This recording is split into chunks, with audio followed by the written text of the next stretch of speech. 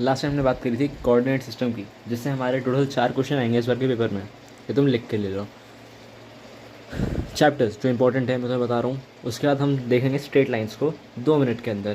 पहला coordinate equation और complex numbers, total 7 से 10 क्वेश्चन, ये मिनिमम है, इससे ज़्यादा ही आएंगे तो। दूसरा है सेट्स, प्रोबेबिलिटी, स्टैटिस्टिक्स और permutation combination, minimum 25 question, all दो इससे 35 क्वेश्चन भी आते हैं कभी कभी। ट्रिग्नोमेट्रिक रेशियोज और उसकी आइडेंटिटीज़, इससे टोटल 5 क्वेश्चन मिनिमम, मैक्सिमम इसके 13 क्वेश्चन देखे गए हैं अभी तक। Matrix and determinants, total 10 question minimum, maximum में इसके 17 क्वेश्चन देखे हैं। फंक्शंस, लिमिट्स और AOD, application of derivative, minimum 15 question, maximum 18 question.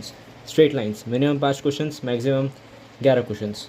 Let's see the chapter straight line in just 2 minutes. Here we have chapter straight line. Straight lines मतलब straight line, खत्म बात। Definition में जो उसका एक छोटा सा फॉर्मूला है जो कि एक बार पूछा गया था, A X plus B Y plus C equal to 0, straight line खत्म।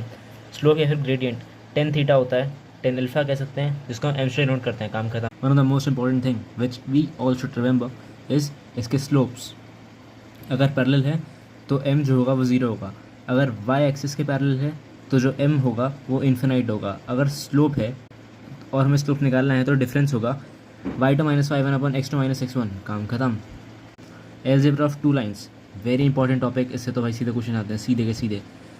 तो यहाँ पे देखो, अगर 2 लाइंस पैरेलल है तो m1 = m2, अगर 2 लाइंस परपेंडिकुलर हैं ईच अदर तो m1 m2 = -1। इसका एक छोटा सा फॉर्मूला है टेन थीटा। अगर हमें एंगल निकालना हो ना 2 लाइंस के बीच का तो वो होता है +- m2 - m1/1 + m1 m2। All दो सॉल्व करते हुए हमें आ जाता है, लेकिन अगर हम फिर भी याद रखें तो हमारे लिए अच्छा ही है कि स्लोप जो होता है ना वो -a/b होता है। क्या होता है? -a/b। क्या होता है? -a/b। अब सपोज हमारे पास 2 लाइन्स हैं, जैसे हमारे पास यहाँ पे 2 थे वैसे हमारे पास यहाँ पे 2 लाइन है। यहाँ पे अब हम इन लाइनों के साथ अगर कारस्तानी करें तो उनमें कोइंसिडेंट अगर फाइंड करना है तो होगा a1/a2 = b1/b2 = c1/c2। Parallel proof करना है तो m1 = m2 होता था, यानी कि a1/b1 = a2/b2। अगर परपेंडिकुलर प्रूफ करना है तो क्या होता था? m1 m2 = -1, यानी कि a1 a2 + b1 b2 = 0। अगर इंटरसेक्शन बताना था तो a1/a2 is not equals to b1/b2। अभी अगर हम बात करें इक्वेशन ऑफ लाइन की, 2 लाइन्स हैं और अगर वो दोनों के दोनों पैरेलल हैं तो लाइन पूरी सेम रहेगी, लेकिन उसका जो लास्ट वाला कोएफिशिएंट है वो चेंज हो जाएगा, जो कांस्टेंट है वो चेंज हो जाएगा। अगर लाइन परपेंडिकुलर है तो कुछ नहीं होगा, लास्ट वाला कांस्टेंट चेंज होगा और ए की जगह बी हो जाएगा, माइनस रहेगा बीच में और बी की जगह ए हो जाएगा।